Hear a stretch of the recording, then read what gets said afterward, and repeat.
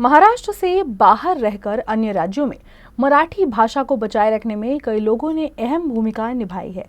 All India radio में राष्ट्रीय Marathi news anchor के पद से सेवानिवृत्त हुई हैं और वर्तमान में दिल्ली में महाराष्ट्र बोर्ड में सक्रिय उषा जोशी इन्हीं में से एक हैं। महाराष्ट्र के बाहर रहकर मराठी भाषा का संवर्धन कैसे किया, दिल्ली में मराठी न्यूज एंकर के तौर पर काम करने का उनका अनुभव कैसा रहा, साथ ही महाराष्ट्र बोर्ड का काम चलता कैसे है, इन सब सवालों का जवाब जानने के लिए हमारे संवाददाता विवेक आलोने ने उषा जोशी से खास बातचीत की। दिल्ली इथं 98वे अखिल भारतीय मराठी साहित्य संमेलन होत आहे। गेल्या 7 दशकांनंतरच्या या अवकाशानंतर हे संमेलन या ठिकाणी होऊ घातलेलं आहे आणि ते एका अमराठी प्रदेशात होत आहे। दिल्ली इथं अनेक अशी मराठी कुटुंब आहेत की जे दीर्घकालीन वास्तव्याला इथे आहेत। त्यांच्या नोकरीच्या निमित्ताने असेल, त्यांच्या व्यवसायाच्या निमित्ताने असेल, ते मराठी लोक या ठिकाणी आहेत आणि या मराठी लोकांनी मराठीपण आणि मराठी भाषा जपलेली आहे। त्याच परंपरेतल्या आपल्या सगळ्यांच्या परिचित असलेल्या मूळच्या नागपूरच्या उषा जोशी या दिल्लीमध्ये वास्तव्य करून आहेत। दीर्घकालीन वास्तव्य त्यांनी केलं आहे। त्यांच्या भावना आपण या संमेलनाच्या निमित्ताने जाणून घेऊया।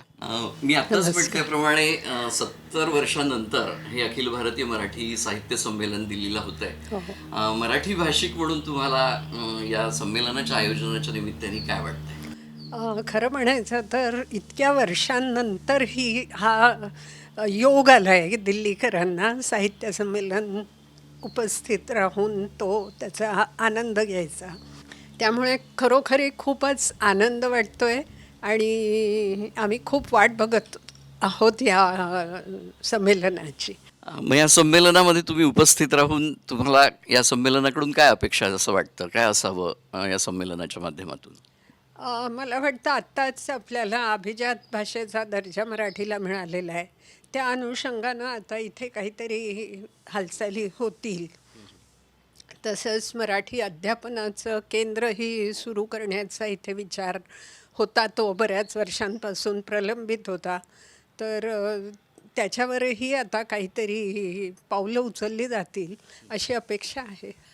मी आत्ताच म्हटल्याप्रमाणे दीर्घकालीन वास्तव्य तुम्ही या अमराठी प्रदेशामध्ये केलं आहे आणि मराठी जपण्याचा तुम्ही सगळ्या लोकांनी प्रयत्न केलेला आहे। तर तुमच्या या प्रयत्नांविषयी आणि उपक्रमांविषयी थोडक्यात माहिती सांगा आणि तुमच्याविषयी देखील सांगा की तुम्ही मराठीचा हा वारसा कसा चालवत आहात?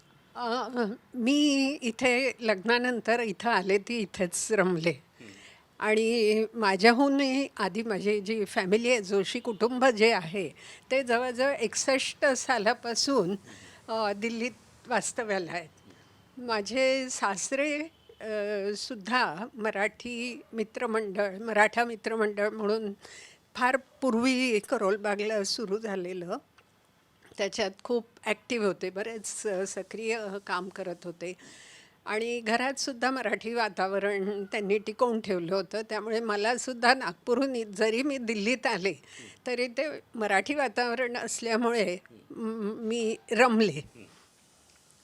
त्यानंतर योगायोगाने म्हणा माझं हे असेल तर मला आकाशवाणी दिल्ली केंद्र तिथून मराठी वृत्तनिवेदिका म्हणून नोकरी मिळाली आणि मी जवळजवळ 26-27 वर्ष बातम्या देऊन मराठी भाषेची सेवा केली असं मला वाटतं आणि मराठी भाषा जपता आली मला घरातही बाहेरही।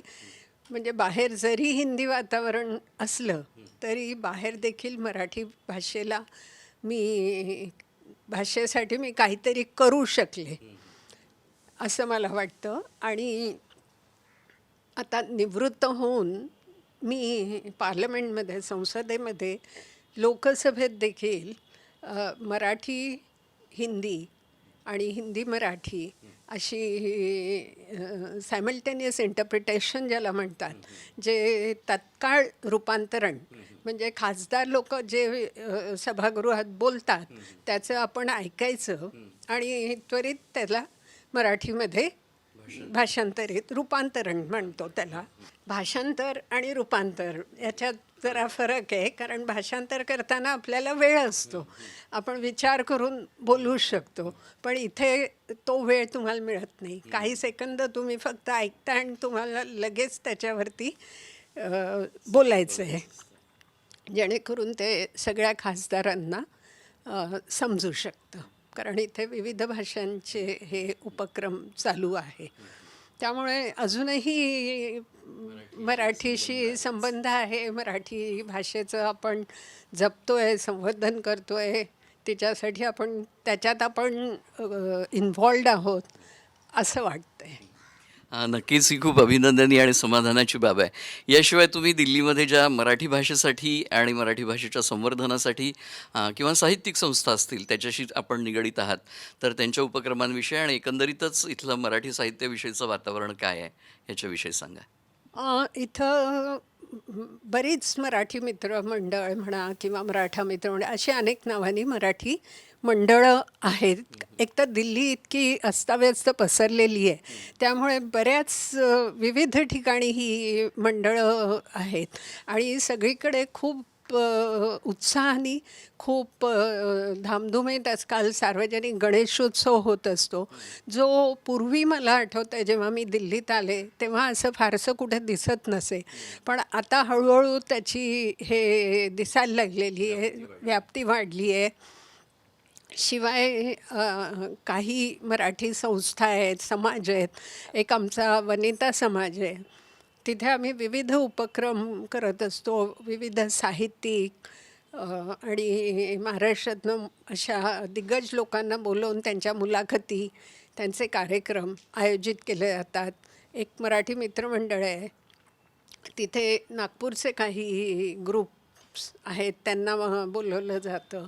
त्यांचे इथे कार्यक्रम, गणपती उत्सव, कोजागिरी पौर्णिमा असे विविध उपक्रम इथे राबवले जातात.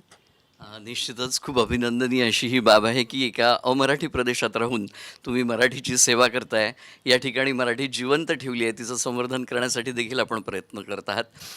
तुमच्या पुढच्या वाटचालीसाठी शुभेच्छा देतो आणि थांबतो. धन्यवाद.